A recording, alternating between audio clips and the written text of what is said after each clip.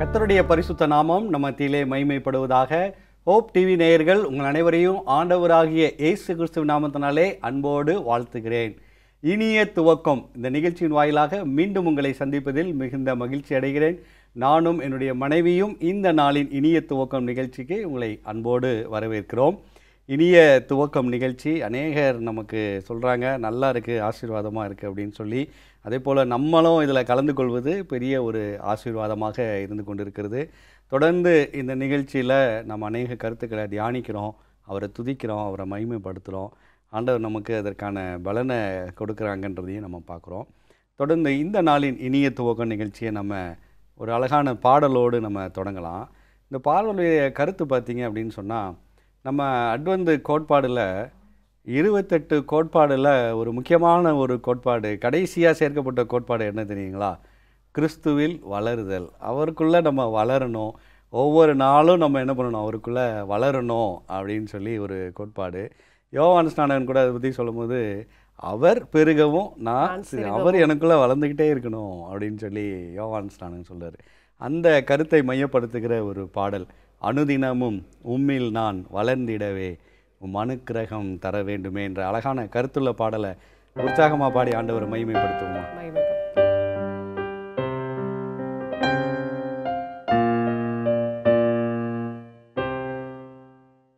என் ஞானம் கல்வி செல்வங்கள் எல்லாம் ஒன்றுமில்லை குப்பை என்றெண்ணுகிறேன்.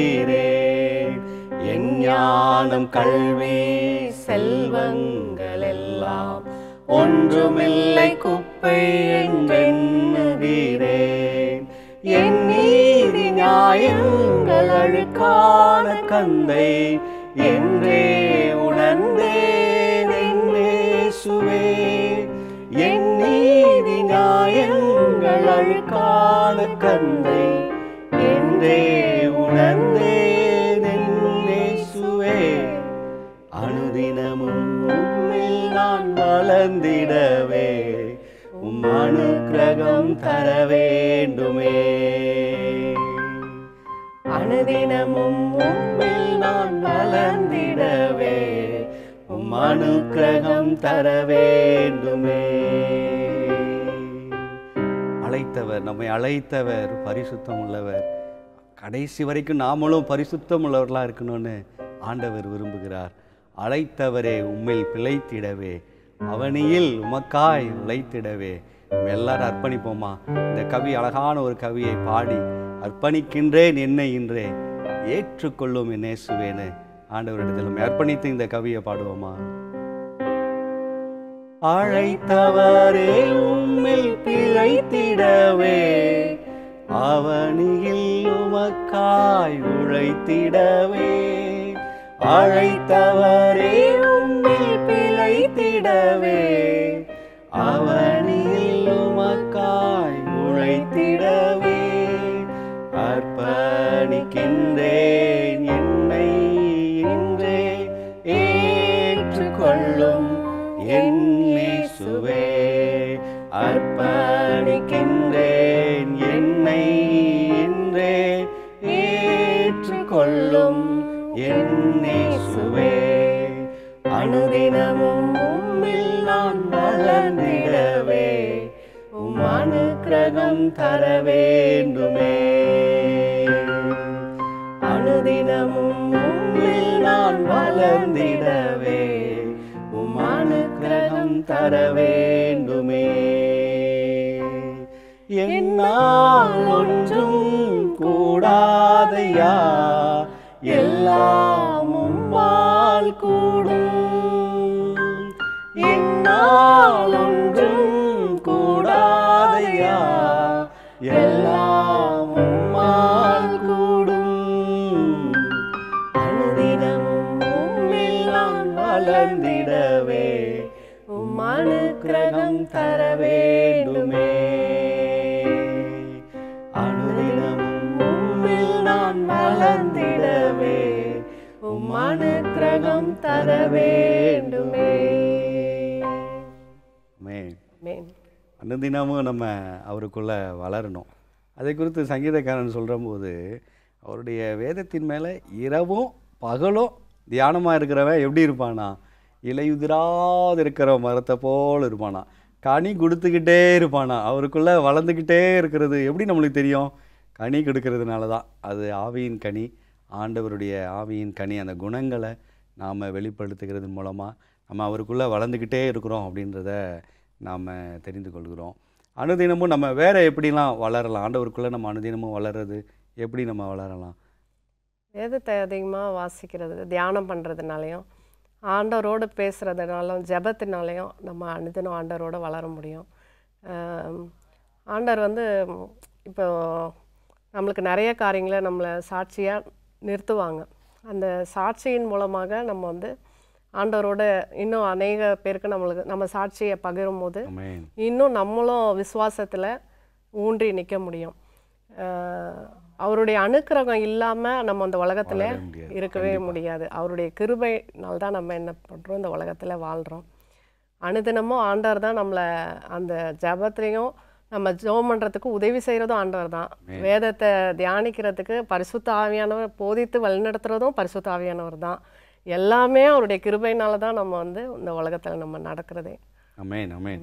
யார் அனுதினமும் ஆண்டவருக்குள்ளே வளர மாட்டாங்கன்னா, நான் ஏற்கனவே வளர்ந்துட்டேன், நான் நல்லா ஆகிட்டேன், நான் நல்லா பரிசுத்தமாக இருக்கிறேன் அப்படின்னு நினைக்கிறவங்க வளர மாட்டாங்க. இன்னும் ஆண்டவருக்குள்ளே நான் இன்னும் வளரணும், இன்னும் ஆண்டவர் எனக்குள்ளே வேறொன்று இருக்கணும் அப்படின்னு சொல்லி நினைக்கிறவங்க தான், ஆண்டவரே உங்கள் அனுக்கிரகம் எனக்கு வேணும், நான் இன்னும் உங்களுக்குள்ளே நான் வளரணும், வேறொன்று நிற்கணும், கனிகளை கொடுக்கணும் ஆண்டவரேன்னு சொல்லி கேட்பாங்க அப்படின்னு நான் நினைக்கிறேன். அதில் அந்த பாடல்லே ஒரு லைன் வருது, எஞ்ஞானம் கல்வி செல்வங்கள் எல்லாம் ஒன்றுமில்லை குப்பை அப்படின்னு. நிறைய பேர் வந்து அவங்கள நினச்சிப்பாங்க, எனக்கு இவ்வளோ காசு இருக்குது, எனக்கு இவ்வளோ ஞானம் இருக்குது, நான் அதை வச்சு பெருசாகிடுவேன், ஆண்டவரை தேடணுன்ட்டு இல்லை அப்படின்ட்டு. ஆனால் நம்மளுடைய வாழ்க்கையில் வந்து நம்மளுக்கு ஆண்டவரை தவிர எதுவுமே கிடையாது. அது வந்து ஒன்றுமே இல்லை நம்மளுக்கு. நம்ம வளர்றது எல்லாமே ஆண்டவருடைய சுத்த கிருபையினால தான். அவங்களுக்கு வேணால் அது பெருசாக தெரியலாம், ஆனால் அது உலகத்தோடு முடியக்கூடியது. ஆமென் ஆமென். நல்ல கருத்துக்களை நம்ம படித்தோம் இந்த பாடல் மூலமாக. தொடர்ந்து நம்ம அநேக கருத்துக்களை வேதத்தின் மூலமாக படிக்கலாம். ஒரு சிறிய இடைவெளிக்கு பின் நேயர்களே, ஒரு சிறிய இடைவெளிக்கு பின் இனிய துவக்கம் இந்த நிகழ்ச்சி மீண்டும் தொடரும். நேயர்களே, இடைவெளிக்கு பின் இனிய துவக்கம் இந்த நிகழ்ச்சிக்குள்ளாய் மீண்டும் உங்களை அன்போடு வரவேற்கிறேன். இடைவெளிக்கு முன்னாடி இனிய துவக்க நிகழ்ச்சியில் ஒரு இனிய பாடல், அழகான பாடல், மனதை மயக்கக்கூடிய ஒரு கருத்துள்ள ஒரு பாடலை நம்ம பாடினோம், ஆண்டவர் மகிமைப்படுத்தினோம். அதிலிருந்து நம்ம கருத்துக்களை கற்றுக்கொண்டோம். இல்லை, அனுதினமும் ஆண்டவருக்குள்ளே வளரணும், வேதம் வாசிக்கணும், ஜெபிக்கணும், ஆண்டவருக்குள்ளே அந்த குணத்தை வெளிப்படுத்தணும், ஆண்டவருடைய குணத்தை. அப்படி நம்ம வளரும்போது ஆவியின் கனி எல்லாருக்கும் நம்ம வெளிப்படுத்தலாம் அப்படின்னு பார்த்தோம். தொடர்ந்து இந்த பகுதியில் நம்ம எதை குறித்து நம்ம படிக்க இருக்கிறோம்? இந்த பகுதியில் நம்ம ஆண்டவருடைய உபதேசத்தை நிறைய நம்ம கேட்டிருப்போம். அதில் முக்கியமாக பங்கு வகிக்கிறது வந்து மலை பிரசங்கம் தான். அந்த மலை பிரசங்கத்தில் ஒரு பகுதியை குறித்து இந்த பகுதியில் நம்ம பார்க்குறோம். கண்டிப்பாக. இப்போ நிறைய பாஸ்டர்ஸ் வந்து பிரசங்கம் பண்ணும்போது, பாஸ்டர் இந்த பிரசங்கம் எனக்கு இன்னும் ஞாபகம் இருந்துக்கிட்டே இருக்குது பாஸ்டர் அப்படின்னு சொல்லுவோம். அதே மாதிரி இயேசு கிறிஸ்துடைய மலை பிரசங்கம் எவ்வளோ இடத்துல என்னென்னவோ ஆண்டவர் செய்தி கொடுத்துருக்காங்க. ஆனால் இந்த பிரசங்கம் ரொம்ப எல்லாருக்கும் மனசில் தொடுதாக இருக்குது. அதுலேருந்து நிறைய கருத்துக்களை சொல்கிறீங்க. இன்னைக்கு நம்ம அதுலேருந்து என்ன படிக்க போகிறோம்? இன்றைக்கு வந்து நம்ம மத்தேயு 5ஆம் அதிகாரம் 8வது வசனம் பார்க்க போகிறோம். இருதயத்தில் சுத்தம் உள்ளவர்கள் பாக்கியவான்கள், அவர்கள் தேவனை தரிசிப்பார்கள் அப்படின்னு நம்ம பார்க்கலாம்.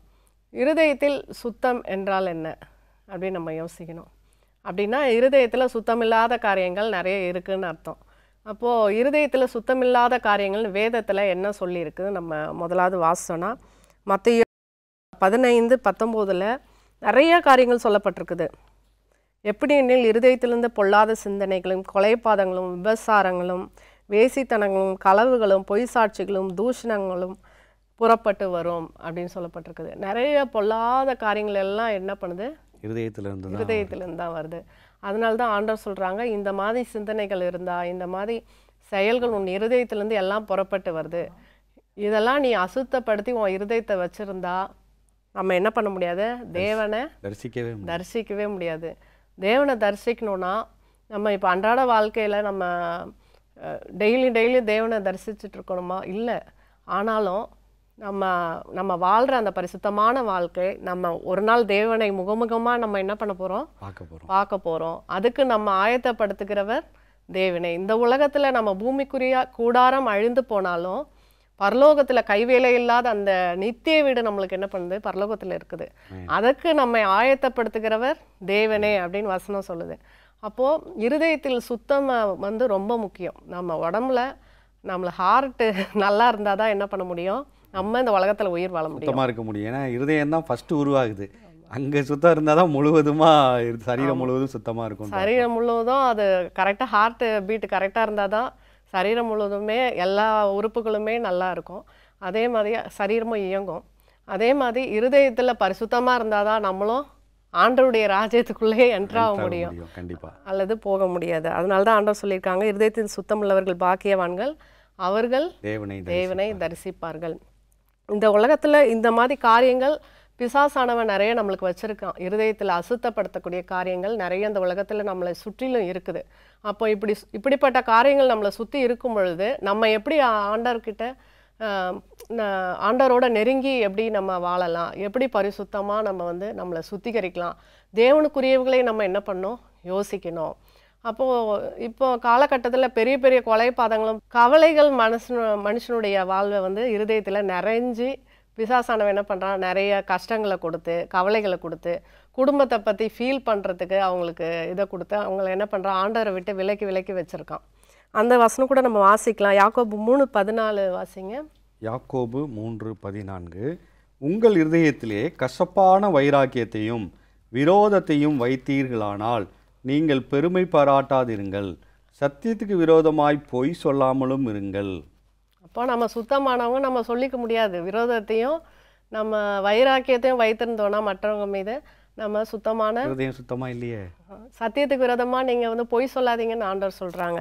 இன்னொரு வசனம் நம்ம வாசித்தோம்னா பிரசங்கி 11:10 நீ உன் இருதயத்திலிருந்து சஞ்சலத்தையும் உன் மாம்சத்திலிருந்து தீங்கியும் நீக்கி போடு, இளவயதும் வாலிபமும் மாயையே. அப்போது நம்ம கொலை செய்யாதிருப்பாங்க, களவு செய்யாதிருப்பாங்க, இதில் இருதயத்திலேருந்து இதெல்லாம் விபச்சாரம் வேசித்தனம் எல்லாம் புறப்பட்டு வருது. அந்த இருதயத்தில் தான் நம்ம வைராக்கியத்தை வைத்திருக்கிறோம், சஞ்சலத்தை வைத்திருக்கிறோம், நம்ம என்ன பண்ணுறோம், தீங்கையும் நம்ம என்ன பண்ணுறோம் இருதயத்தில் தான் வைத்திருக்கிறோம்.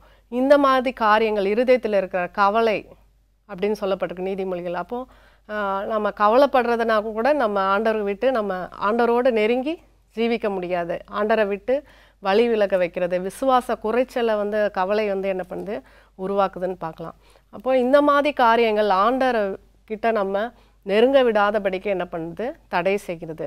இருதயத்தில் சுத்தம் எப்படி நம்மளுக்கு வருதுன்னா, நம்ம ஒரு கிளாஸ் எடுத்துக்கிட்டோம்னு வச்சுக்கோங்களேன், அந்த கிளாஸில் வந்து கொஞ்சோண்டு சாக்கடை தண்ணி இருக்குதுன்னு வச்சுக்கோங்க. அந்த சாக்கடை தண்ணி வெளியே போனோன்னா நம்ம என்ன பண்ணலாம், நல்ல தண்ணியை ஊற்றணும்னா நல்ல தண்ணியை ஊற்றிக்கிட்டே இருக்கணும். கொஞ்சம் நல்ல தண்ணி ஊற்றினா சரியாகுமா, சரியாகாது.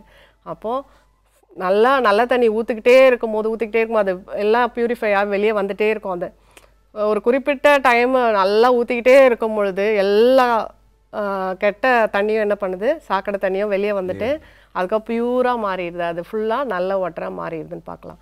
அதே மாதிரி நம்ம இருதயத்தில் இருக்கிற சஞ்சலத்தையும் மாம்சத்தில் இருக்கிற தீங்கையும் ஆண்டவர் பாதத்தில் உட்காந்து நம்ம பாவங்கள் சிவேர் என்று இருந்தாலும் ஆண்டவர் என்ன பண்ணுறாங்க, வெண்மையாக்குறாங்க. ஆண்டவருடைய ரத்தத்தினால நம்மளுக்கு மீட்பு ஆண்டவர் நம்மளுக்கு வாங்கி கொடுத்துருக்காங்க. ஆண்டவரே என் பாவத்தை மன்னிங்க அப்படின்னு சொல்லி ஆண்டவர் பாதத்தில் உட்காந்து ஜெபம் பண்ணும் பொழுது அந்த இருதயத்தை என்ன பண்ணுறாங்க, ஆண்டவர் அவருடைய ரத்தத்தினால கழுவி நம்மளை என்ன பண்ணுறாங்க, சுத்தப்படுத்துகிறாங்க. அப்படி நம்ம சுத்தப்படுத்திட்டாங்க. திரும்ப நம்ம என்ன பண்ணோம், அதை எப்பவும் பியூராக வச்சுக்கணும்.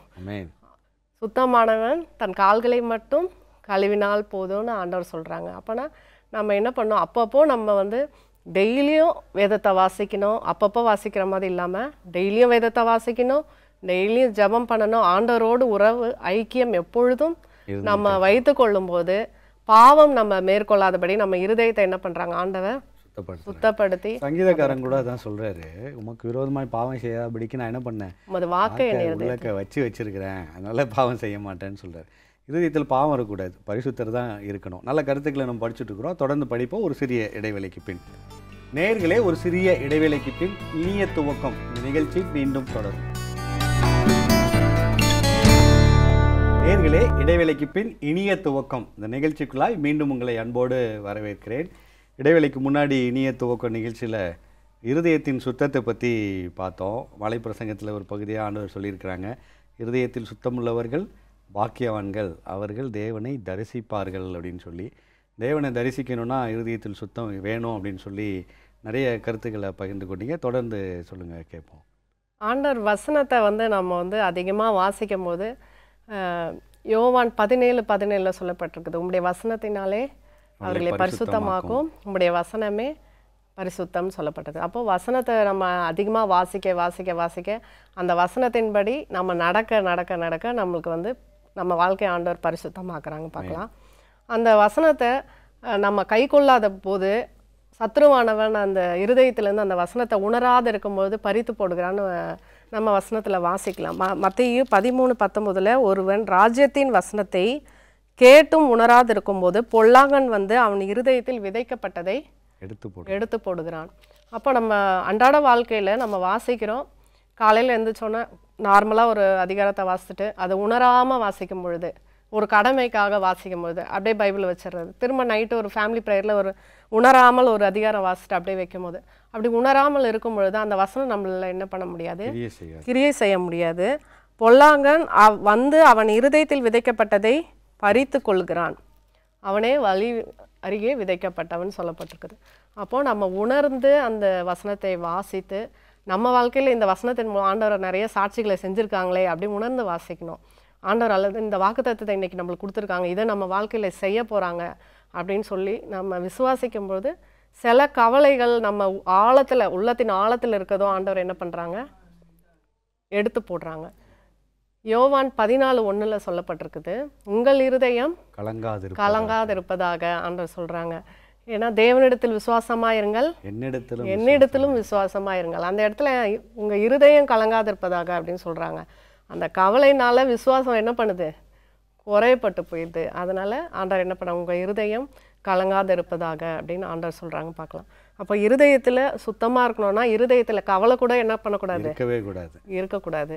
இந்த மாதிரி காரியங்கள் நம்மளுக்கு கவலை, இந்த மாதிரி பாவங்கள், இது எல்லாமே சஞ்சலம், தீங்கு, வைராக்கியம், இது எல்லாத்தையும் நம்ம தவிர்த்து இருதயத்தை எப்பவும் சுத்தமாக பார்க்கும் பொழுது, நம்ம காத்துக்கொள்ளும் போது நம்ம தேவனை தரிசிக்க முடியும். ஆமென், ஆமென். எப்படி நம்ம இருதயத்தில் பரிசுத்தம் இல்லைன்னு தெரிஞ்சுக்கலாம்னா, சங்கீதம் 66:18 சொல்லுது, என் இருதயத்தில் அக்கிரம சிந்தை கொண்டிருந்தேனானால் ஆண்டவர், நம்ம ஜெபம் கேட்கப்படலைன்னா நம்ம இருதயம் சுத்தமாக இல்லை.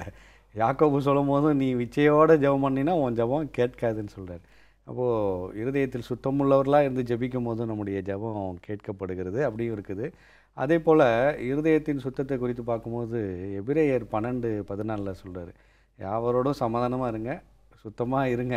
பரிசுத்தமாக இருந்தால் தான் யாரை தரிசிக்க முடியும், தேவனை தரிசிக்க முடியும்னு அவரும் சொல்கிறார். இப்போது இருதயத்தில் சுத்தம் நமக்கு மிக மிக அவசியம்.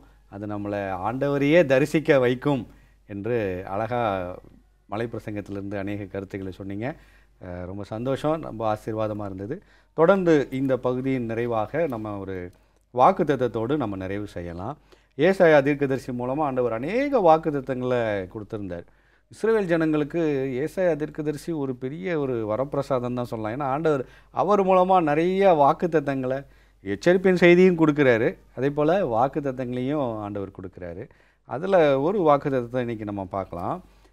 ஏசாயா 32:2 வசனம், அவர் காற்றுக்கு ஒதுக்காகவும் பெருவெள்ளத்துக்கு புகலிடமாகவும் வறண்ட நிலத்துக்கு நீர்க்கால்களாகவும் விடாய்த்த பூமிக்கு பெருங்கண்மலையின் நிழலாகவும் இருப்பார் அப்படின்னு சொல்லி அழகான ஒரு வாக்குத்தத்தம். இல்லை, காற்றுக்கு ஒதுக்கா, இப்போ ஒரு புயல் அடிக்கும் போது நம்ம நடுவில் போய் நின்னோன்னா என்ன ஆகும், தூக்கி எரிஞ்சிடாது. அப்போ அந்த காற்றுலேருந்து நம்மளை பாதுகாக்கிறதுக்கு அவர் அப்படியே தன்னுடைய செட்டைகள் மூலமாக நம்மளை பாதுகாக்கிறாரு. லிட்ரலாக இல்லைனாலும் காற்றும் போல ஒரு பிரச்சனைகள், துன்பங்கள் வரும்போது ஆண்டவர் பாதுகாக்கிறார். இந்த வசனத்துக்கு ஆண்டவர் இயேசு கிறிஸ்து ஒரு வசனம் சொல்லியிருக்கிறாரு, இதை நம்ம முழுசாக பார்க்கலாம். பெரு வெள்ளத்துக்கு புகலிடமாக இருக்கிறாங்க, வறண்ட நிலத்துக்கு நீர்க்கால்களாக இருக்கிறாங்க, விடாய்த்த பூமிக்கு எப்படி இருக்கிறாங்களாம், பெருங்கண்மலையின் நிழலாக. விடாய்த்த பூமியில் கால் வைக்க முடியாது, அவ்வளோ சூடு. அப்போ பெருங்கண்மலையின் நிழலாக அப்படியே நமக்கு இருக்கிறாங்க. இது இஸ்ரவேல் ஜனங்களுடைய வாழ்க்கையில் பார்க்கும்போது போகிற வழியிலெல்லாம் இப்போது எகிப்தியர் பின்னாடியே வராங்க, ஆண்டவர் என்ன பண்ணுறாங்க, பின்னாடி போய் அந்த அக்னி ஜுவாலையாக பின்னாடி போய் நிற்கிறாங்க. அதில் வர்ற காற்று அவங்கள என்ன பண்ணுது, அவங்களுடைய உருளை செய்து ரதங்கள் ஓட முடியாமல் பண்ணுது, அவங்கள முறியடிக்குது. ஆனால் இந்த பக்கம் காற்று ஒன்றுமே இல்லை, இஸ்ரேல் ஜனங்கள் அழகாக போகிறத பார்க்குறோம். அதே போல் இவங்க வறண்ட நிலம் போல் தண்ணி இல்லாமல் இருக்கும்போது ஆண்டவர் என்ன பண்ணுறாரு, கண்மலையிலேருந்து தண்ணியை கொடுத்து அவங்கள ஆதரிக்கிறாரு. பெரு வெள்ளம் வரும்போதும் புகலிடமாக ஆண்டவர் எல்லா இடத்துலையும், அதாவது யோர்தான் பிரவாகித்து வரும்போதும் அங்கே புகலிடமாக ஆண்டவர் இருந்து அவங்கள அப்படியே நடுவில் நடத்தி செல்றதை பார்க்குறோம். இப்படி இஸ்ரேல் ஜனங்களுக்கு ஆண்டவர் ஒரே புகலிடமாக இருந்ததை பார்க்குறோம். இன்றைக்கும் நம்முடைய வாழ்க்கையில் அவர் நமக்கு புகலிடமாக இருக்கிறார். புயல் வரலாம், பெருவெள்ளம் வரலாம், காற்று அடிக்கலாம். ஆனாலும் இயேசு கிறிஸ்து சொன்னார்ல, என் மேலே நீ அஸ்திபாரம் போட்டினா இது எல்லாத்துலேயும் நான் எப்படி இருப்பேன், பாதுகாப்பாக இருப்பேன். அந்த வீடு அசையவே இல்லையா, அப்படி இருந்துதான். ஏன்னா யார் மேலே அஸ்திபாரம் போட்டிருக்கு, கண்மலையின் மேல். நாம் சில நேரம் நமக்கு அடைக்கலாம், நமக்கு புகலிடம் நம்ம மற்றவங்களை நினைக்கிறோம். ஆனால் ஆண்டவர் தான் நமக்கு எப்பொழுதுமே புகலிடம். அது தாவீது நிறைய உணர்ந்திருக்கிறார். அவரை எதிரிகள் எவ்வளோ சவுல் துரத்தி வந்தாலும் ஆண்டவர் புகலிடமாக இருந்தது போல் இன்றைக்கு பார்த்து கொண்டிருக்கிற யாராக இருந்தாலும் சரி, புயல் போன்ற பெருவெள்ளம் போன்ற ஒரு பிரச்சனைகள் வந்தாலும் கூட, வறண்ட நிலமாக அவங்களுக்கு கர்ப்பமே இல்லாமல் இருந்தால் கூட ஆண்டவர் சொல்கிறாரு, நான் அந்த இடத்துல நீர்க்கால்களாக இருப்பேன், நான் பிள்ளைகளை கொடுப்பேன்னு வாக்களிக்கிறார். இதை பார்த்து கொண்டிருக்கிற நேர் யாவருக்கும் இந்த வாக்குத்தத்தம் ஆசீர்வாதமாக இருக்கும்னு நான் கற்றுக்கொண்டு நம்புகிறேன். நம்ம ஒரு ஜெபத்தோடு இந்த நிகழ்ச்சியை நிறைவு செய்வோம். எங்கள் அன்புள்ள ஆண்டவரே, அருமையான இந்த நிகழ்ச்சிக்காக நன்றி செலுத்துகிறோம். இந்த நிகழ்ச்சியின் வாயிலாக எங்கள் ஒவ்வொருவரோடும் நீர் பேசினதற்காக நன்றி. இதை பார்த்து கொண்டிருக்கிற ஒவ்வொருவருக்கும் நீர் ஆண்டவரே பெருங்காற்றுக்கு ஆண்டவரே நீர் ஒதுக்காகவும், பெருவெள்ளத்துக்கு புகலிடமாகவும், ஆண்டவரே வறண்ட நிலத்துக்கு நீர்க்கால்களாகவும் இருந்து ஒவ்வொருவரையும் நீர் ஆசீர்வதிக்கும்படியாய் செபிக்கிறோம். இருதயத்தில் சுத்தத்தை நீர் தந்து எங்களை பரிசுத்தப்படுத்துங்க. இயேசுவின் மூலம் செபிக்கிறோம் நல்ல பிதாவே, ஆமென், ஆமென். இந்த நிகழ்ச்சி உங்களுக்கு ஆசீர்வாதமாக இருந்திருக்கும்னு நான் கர்த்தருக்குள் நம்புகிறேன். அடியனுக்கும் ஆசீர்வாதமாக இருந்தது, அப்படியே நேயர்களுக்கும் இருந்திருக்கும் என்று நான் நம்புகிறேன். தொடர்ந்து இந்த நிகழ்ச்சியில் நீங்கள் கலந்து கொள்கிறீங்க. கர்த்தர் உங்களை ஆசீர்வதிப்பாராக. நேயர்களே, இந்த நாளின் இனிய துவக்கம் நிகழ்ச்சி உங்களுக்கு ஒரு இனிய துவக்கத்தை, உங்களுடைய இருதயத்துக்கு ஒரு இனிய துவக்கத்தை கொடுத்திருக்கும் என்று கர்த்தருக்குள் நம்புகிறோம். மீண்டும் மற்றொரு இனிய துவக்கம் நிகழ்ச்சியில் உங்களை சந்திக்கிறோம். அதுவரை தேவன் உங்களை ஆசீர்வதிப்பாராக. ஆமென்.